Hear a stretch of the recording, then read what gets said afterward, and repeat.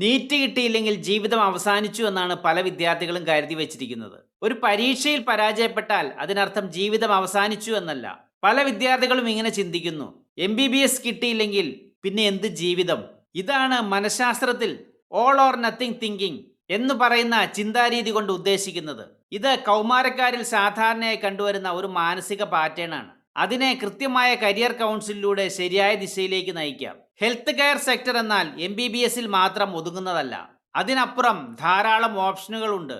Allied health science, physiotherapy, occupational therapy, medical laboratory technology, radiology, biotechnology, clinical psychology, public health, ഇവയെല്ലാം ഇന്ന് സമൂഹത്തിന് വളരെ അത്യാവശ്യമായിട്ടുള്ള പ്രൊഫഷനുകളാണ്.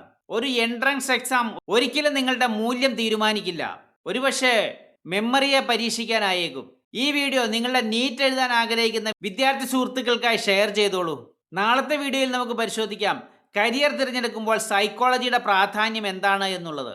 വീഡിയോ ഇഷ്ടപ്പെട്ടാൽ ഷെയർ ചെയ്യാനും ലൈക്ക് ചെയ്യാനും സബ്സ്ക്രൈബ് ചെയ്യാനും മടിക്കരുത്. നിങ്ങളുടെ പ്രതികരണങ്ങളാണ് എൻ്റെ മോട്ടിവേഷൻ. താങ്ക്